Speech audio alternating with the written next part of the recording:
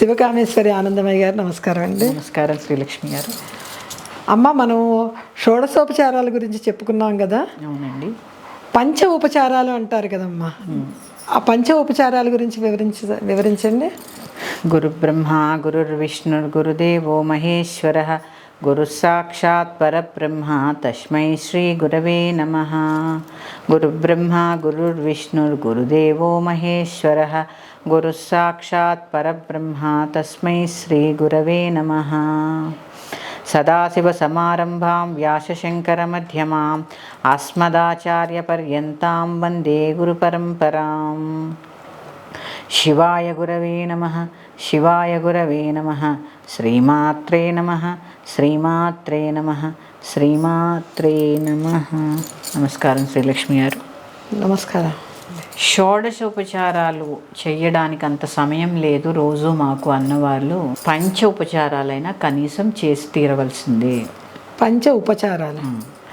ఈ పంచ ఉపచారాలు మనకి ప్రతి సహస్రనామం ముందు ఇస్తూ ఉంటారు. అల్లం పృథ్వీతత్వాత్మనే గంధం సమర్పయామి ఇస్తూ ఉంటారు కదా. అంటే ఈ పంచోపచారాలు అంటే ఏమీ లేదండి, గంధము, పుష్పము, ధూపము, దీపము, నైవేద్యం.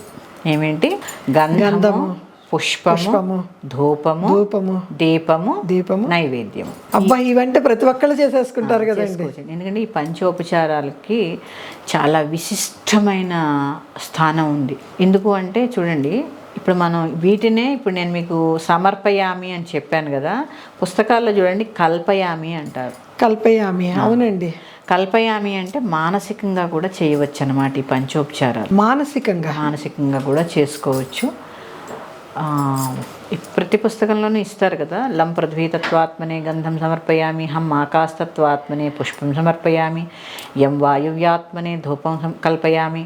లలితా సహస్రనామాలు చదువుతారు కానివ్వండి, మహిళలందరూ ఇవి చదవరు కదండి. చదవాలి అండి, కంపల్సరీ చదవమని ఎవరు మాకు చెప్పలేదు. మరి చదవకూడదు అన్నప్పుడు పుస్తకంలో ఎలా ఇచ్చారు?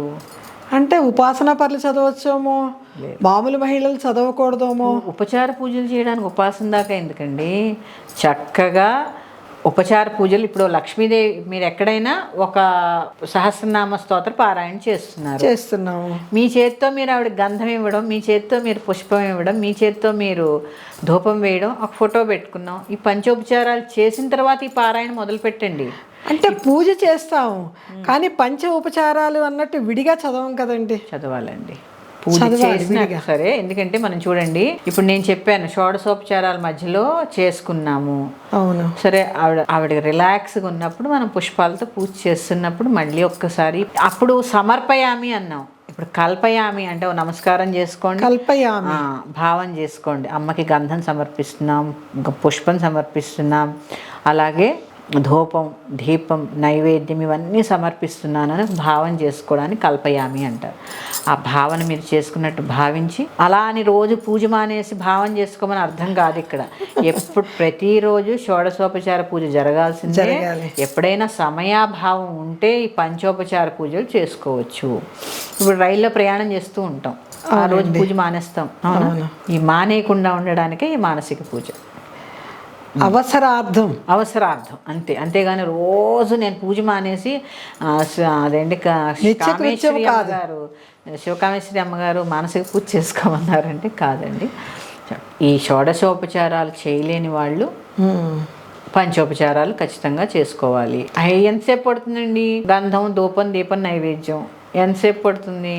భావనగానే కదా మళ్ళీ మీరు చెప్పింది. అది భావన రోజు చేయడానికి కూడా. ఈ షోడశోపచారాలకి సమయం లేనప్పుడు ఈ పంచోపచారాలు చక్కగా చేతితో చేసుకోవడానికి ఎంత సమయం పడుతుంది? చాలా తక్కువ సమయం పడుతుంది కదా. ఇది మానేయవలసిన పని లేదు, దీనికి కూడా మాకు టైం లేదు అని వెళ్ళిపోతూ ఉంటారు. టైం లేదని చెప్పడం అబద్ధం.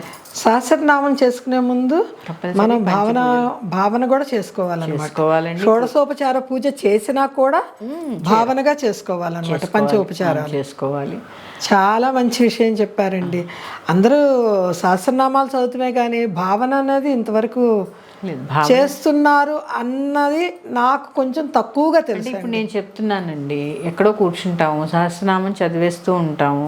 ఎక్కడ సహస్రనామం చెప్తున్నామో మీరు వీరు ప్రవచనం విన్నారో లేదో, సామవేదం వారిది ఎక్కడ సహస్రనామం పారాయణ జరుగుతుంటే అక్కడ సమస్త దేవతలు వచ్చి వింటూ ఉంటారట. మరి విన్నప్పుడు ఉపచారాలు చేయాలి కదండి, చెయ్యాలి కదా. అందుకని ఏ సహస్రనామం చదవనియండి, ఇప్పుడు సడన్గా ఒక చోట చేయాల్సి వస్తుంది, పంచపూజలు చేసుకున్నాకే అవి చేయాలి. డైరెక్ట్గా వెళ్ళిపోకూడదు.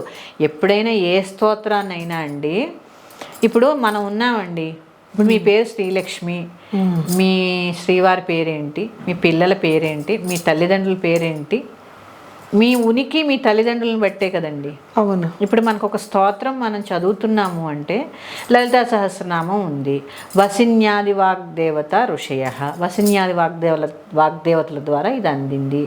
ఇది ఏ ఛందస్సులో రాయబడింది, అనుష్ఠుప్ ఛందస్సులో రాయబడింది. వారిని మరి స్మరించుకోవాలి కదా. డైరెక్ట్గా వెళ్ళిపోతారు.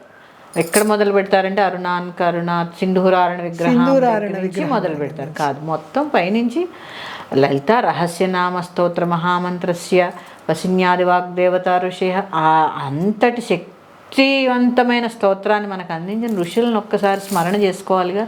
గురువు లేనిదే ఏ విద్య రాదు కదండి. ఆ గురువుని స్మరణ చేసుకోవాలి కదా ఒకసారి.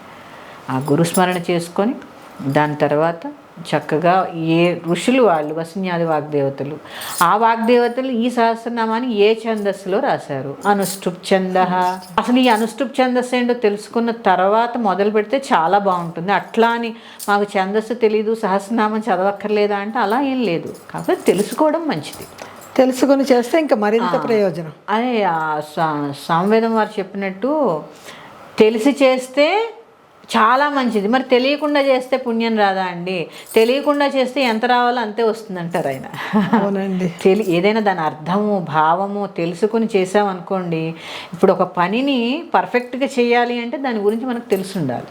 ఎలా చేయాలో తెలిసినప్పుడు పూర్తిగా తెలుసుకుని చేస్తే ఫలితం ఎక్కువ. ఏది తెలియకుండా చేస్తే ఎంత రావాలో అంత వస్తుంది. అసలు రాకపోవడం ఏం లేదు, ఎంత రావాలో ఎంతో కొంత వస్తుంది. తెలుసుకుని చేస్తే ఇంకా. శ్రీమాత్రే నమః. చాలా బాగా వివరించారండి పంచపూజల గురించి.